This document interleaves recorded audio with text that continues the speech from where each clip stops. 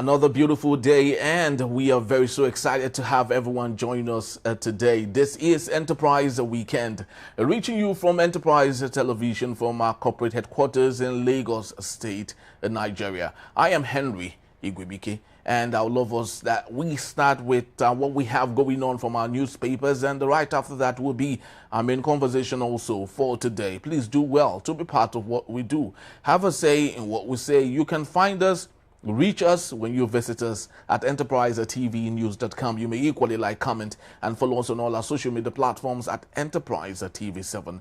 I am very so honored to have with me, joining me via Zoom from Lagos State, Nigeria, is Dr. Olayinka Oyegbile. He is a journalist, an educator, and a developmental communicator. Good morning to you, Doctor, and welcome to Enterprise Weekend today. Good morning. It's nice to be back and to talk with you again. How are you doing? I'm very well, sir. And how is Taiwan? It's been a while, really.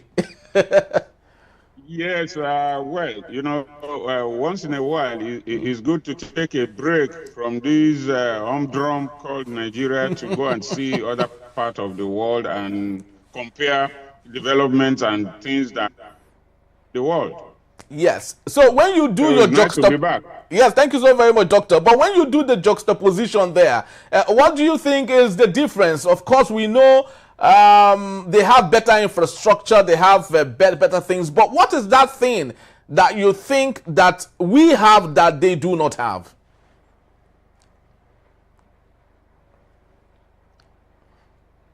That they don't have, I must confess. Really? Except leadership. That is the thing that we don't have. We don't have good leadership with foresight. In the 60s, Taiwan, China, or the Asian countries generally, they were nowhere where Nigeria, as far as Nigeria was concerned. But today, they've left us behind. Comparing Nigeria or Africa to Asia or Taiwan, let me be specific now, it's like comparing sleep to death. They are not the same thing. They are many years away, not light years. They are many, many, many years away from Nigeria. And it's very, very unfortunate. Taiwan today is the biggest producer of semiconductor and chips, which is one of the most important things in modern world of technology now. So they did this, they arrived at this not by magic, not by praying to God, not by spending hours in churches and mosques and praying and fasting, but by deliberate leadership. They have a system that works. For instance, the transport system is so perfect. And they started constructing their underground train in 1997. Just down the road here. How many years ago? 1990, not in 18. I mean, but here, it takes us ages and the entire treasury to build just 1 kilometer of a road, not underground road,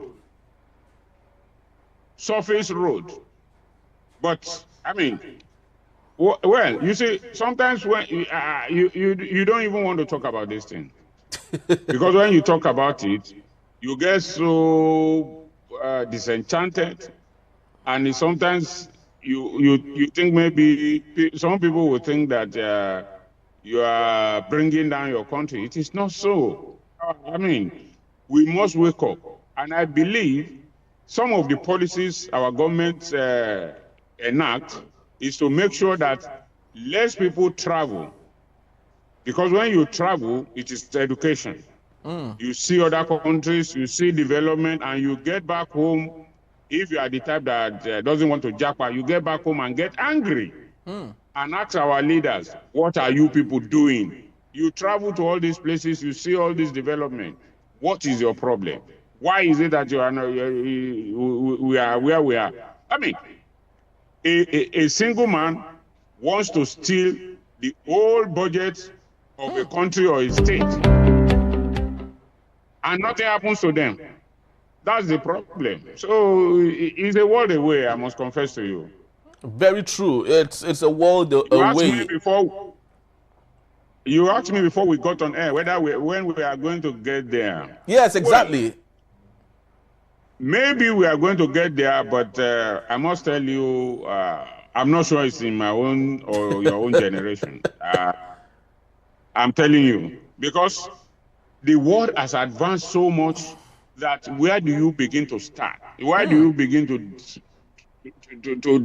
take development? See, as little as the issue of phone is concerned, your mobile phone, you could forget your mobile phone in a train station, in a supermarket, in any public place or anywhere.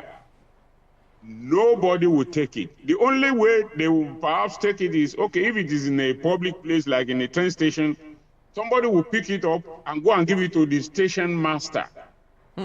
That this phone was forgotten in so place. The owner may come back and ask for it. Let me give you an example. I met a guy. He forgot his mobile phone in a supermarket. 2 days after, he was thinking of where did he go, where did he leave his phone. So he traced everywhere he went. So lastly, he went to a supermarket and went to the cashier that, I think 2 or 3 days ago, I came here, I forgot my phone. Did you see anything like that? The cashier asked her, what model is your phone? He said it's iPhone 15, I think. And they said, okay, where did you live? He said he's not sure, but he knows that he has gone to so many places that he went on the day he lost his phone. So this cashier brought out an iPhone from the under the cash point and showed it to her. Does your phone look like this? He said something like that. Okay, put it on. Put it on.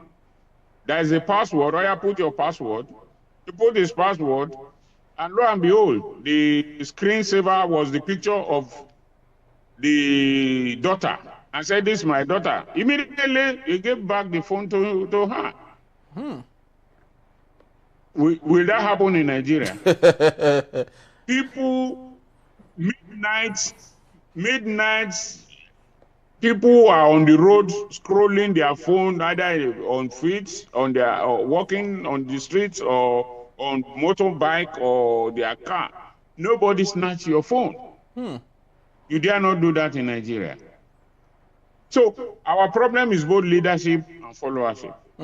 But I think it's more. It has more to do with leadership, because when a country is well governed and people have no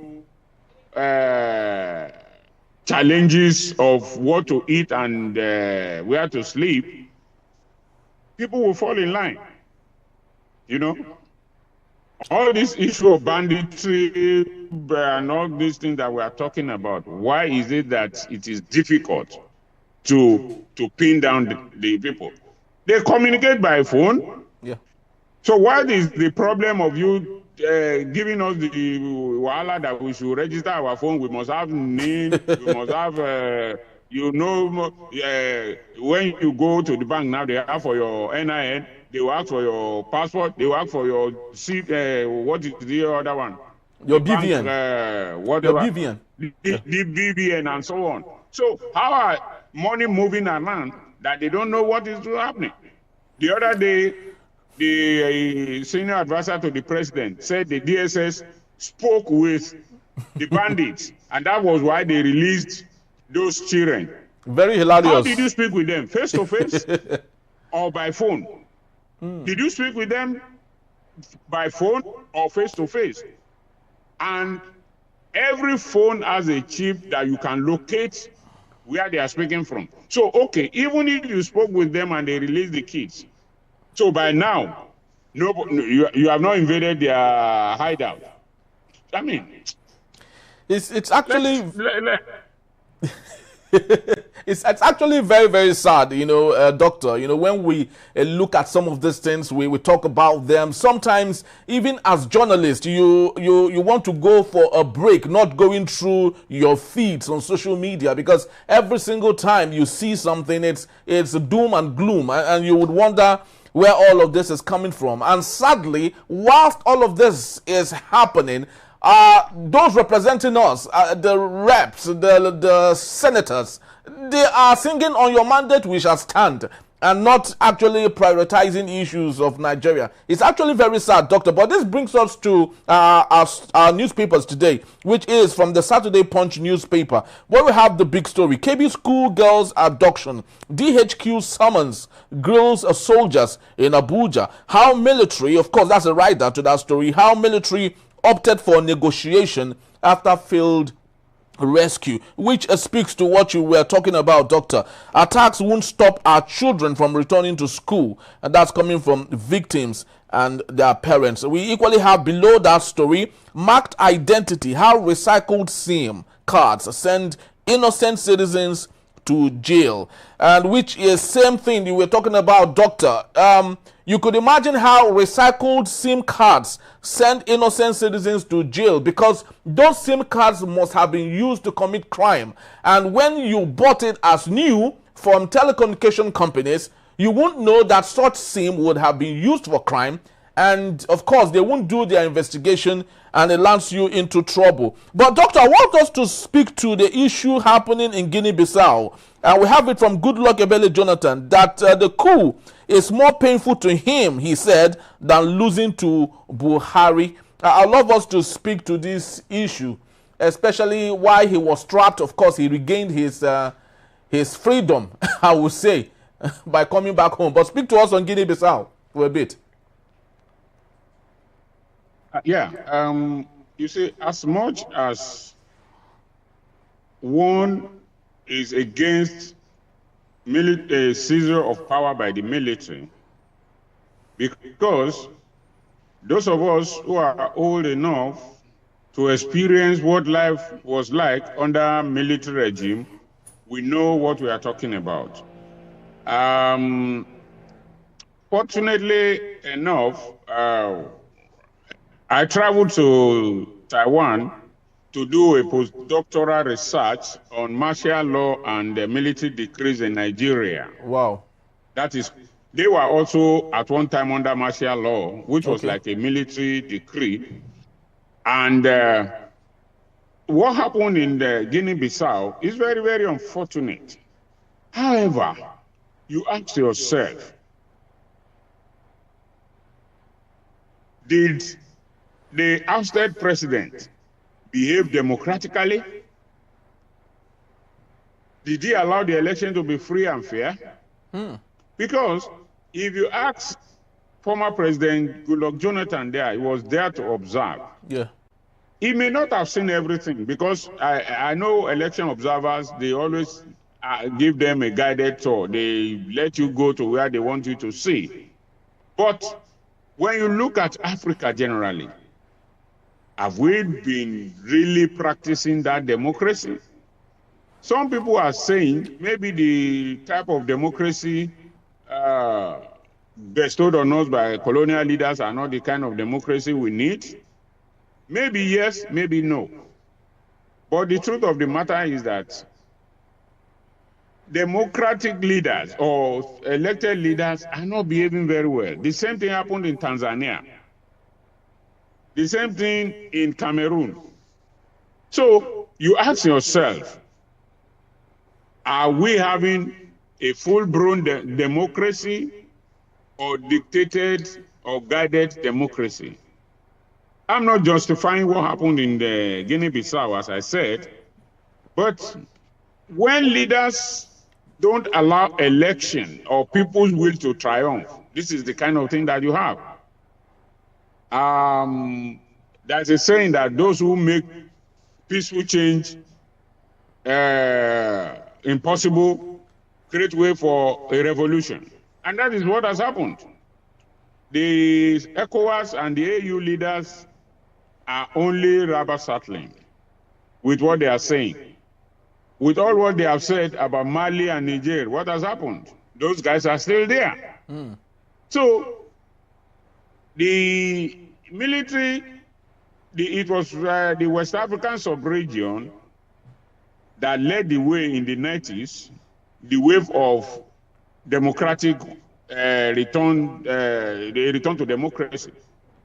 It is the same West African sub-region that is now being subjected to the rule of the guns.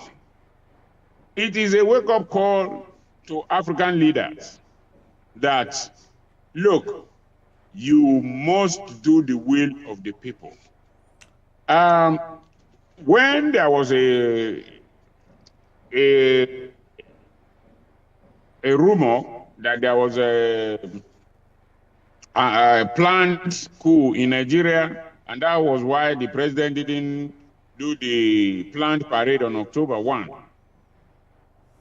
One of my favorite columnists in Nigeria, Adoni Adelakun of The Punch, she's a professor in the US, wrote a column on the back page of The Punch and says, who will defend this democracy or something like that. The questions he asked was, assuming there was even a coup in Nigeria, who are the people that will come out to defend the democracy that we have been talking about? I believe it will be very hard. As much as we don't want the military to rule, to come back, but who will boldly come out to say that the democracy we have is the ideal democracy we want? No democracy anywhere in the world is ideal, but we all struggle to make sure that democracy triumphs. Even the US that has practiced democracy for over 200 years or so, their democracy is not perfect. But at least people believe that when it comes to time to vote, when they vote, their vote will count. The guy in Guinea-Bissau dropped the ball. He gave the way for the military to come in. Yeah.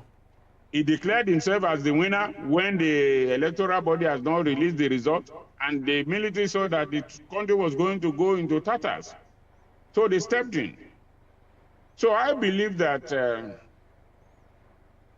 elected leaders must also work for democracy to survive. But, Doctor, sorry to interject there. Do you think the person of President Bola Ahmed Tinubu would learn one or two lessons from Guinea-Bissau? Because it's almost the same thing. It's alleged that the president of Guinea-Bissau knew he was going to lose and allowed the military intentionally to come in and disrupt the process. What do you think President Bola Ahmed Tinubu would learn from the story in Guinea-Bissau? Because as it seems today, practically, Doctor, we can see all the governors plugging to the center. Everyone is defecting to the ruling party, and the opposition is being handled like they wouldn't want it to exist. So what it looks like in Nigeria is a one-party system, which might likely, which we do not wish for, be like that of Guinea-Bissau or maybe even Cameroon. What do you think President Bola Ahmed Tinubu should learn from Guinea-Bissau, if really he's intentional about learning anything? Now, the lesson to be learned is not only for the president, but for all political leaders and even we, the electorate, is that when you don't allow people's will to prevail, when other things happen, the people whose will you have suppressed will pour into the streets to jubilate. Because if the president of Guinea-Bissau was popular, people will have poured into the street to say, no, we don't want you, we don't want you. But what happened? Everybody went home calmly. So our political leaders must learn, as I've said earlier on, to allow the will of the people to prevail. And the issue of becoming a one-party state and all that, I think what we are witnessing is the triumph of the belly. What do I mean? Everybody is scampering for safety, thinking of what to eat and not what to do for the people. One of the most surprising things for me in all this jumping from one party to the other is that of Bayelsa. At least that's the one I can remember easily. The Bayelsa state governor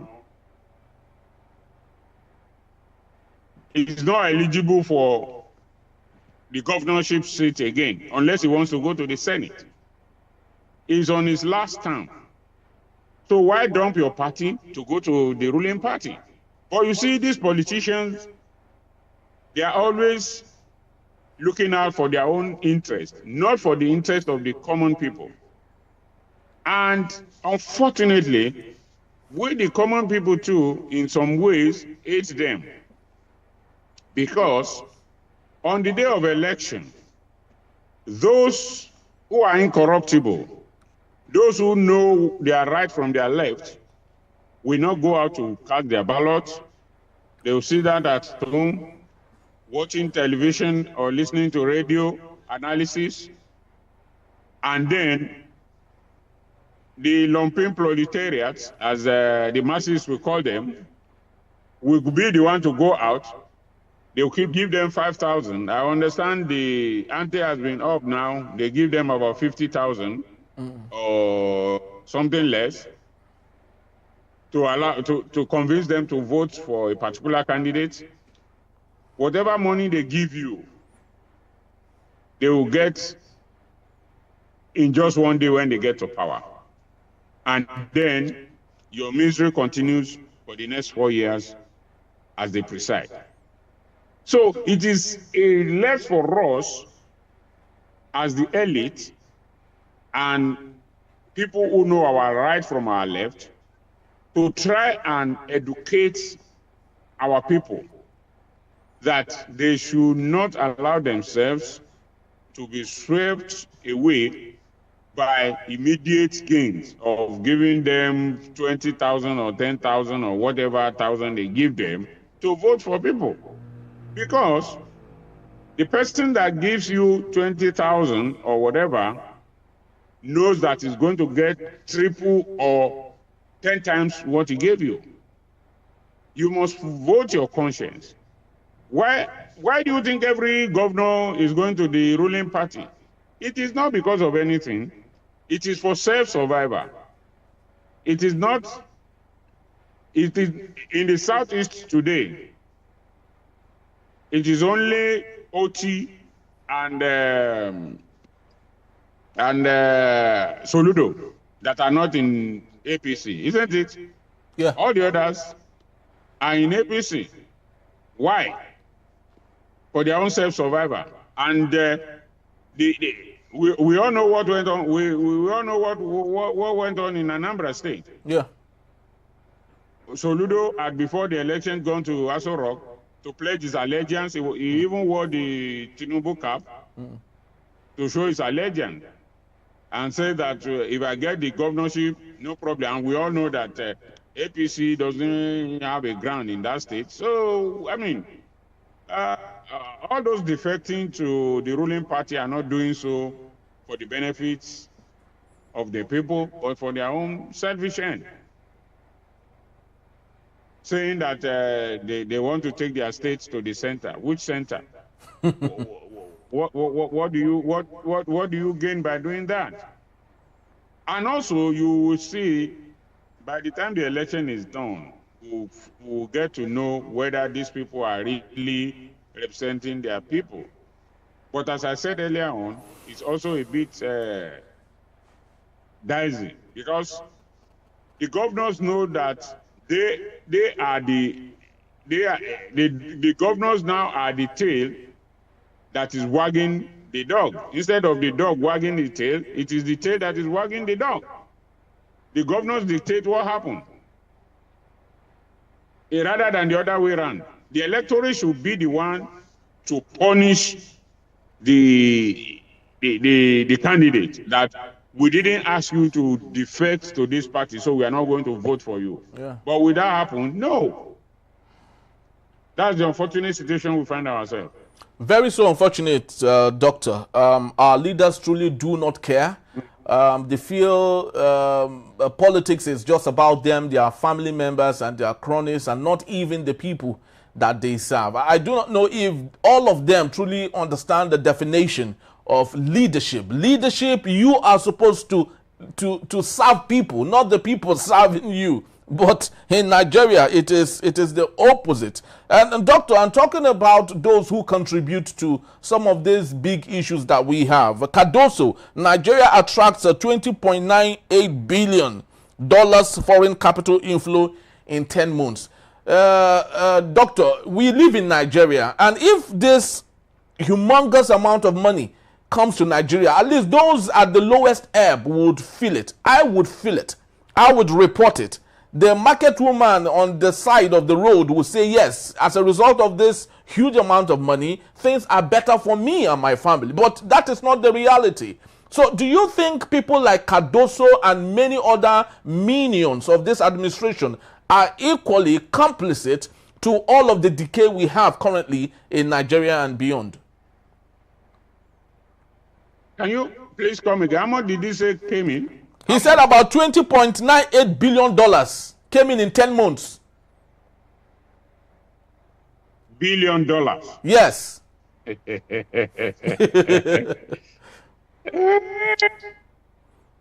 is a farcical. Look, if it's talking about $20.98 billion, even if it is naira, that is a huge chunk of money. Yeah. You know how much that is in naira terms? Trillions. So where did this money sink into? Exactly. Where did this money sink into? Is it saying that if this quantum of money didn't come into Nigeria in the 10 months, Nigeria will have collapsed? Look, as I always say, I'm not a mathematician or somebody who knows so much about statistics and so on. But when people throw around figures like this, the first question I ask myself is, has that reduced the price of fish? Has that reduced the price of a bag of rice? Has it led to the fall in the price of amala, elubo, and other things? So people can sit in the comfort of their offices and homes and be throwing about figures. Cardoso, to me, he looks smart, clean, and all that, but running an economy goes beyond just throwing about figures. People want to know how that affects their life. The 4 months I spent in Taiwan, I saw a lot of things. And I asked myself, all these people moving around, doing small business with ease, they are contributing so much to the country's economy. We have the same here. But the way, the way we handle things here makes life so difficult for the ordinary people to transport pepper from the farm to the market is wahala. From the market you buy it to bring it to your home is another leg of wahala. So you now ask yourself, all these billion they are calling, where does it go? There's nothing in Nigeria that should be called decent public transportation. There's zero. All the vehicles you see on the road are dilapidated. Not even dead animals will be conveyed in such vehicles in a civilized world. You can't see that on the road. They are complete eyesore. So where is the money going to? Public transport is zero. Everything we have is zero. So the Cardoso says 20-something billion came into the Nigerian economy. So where is it? Where did it go to? What infrastructure did those things build? How many employment did that money provide? They said foreign direct investment. Who are the people that are employed there? Look, for instance now, I have not gone to around Dangote refinery, but even from standing afar off, or from people who have gone there, you know the kind of ricochet effects that refinery has had in that axis.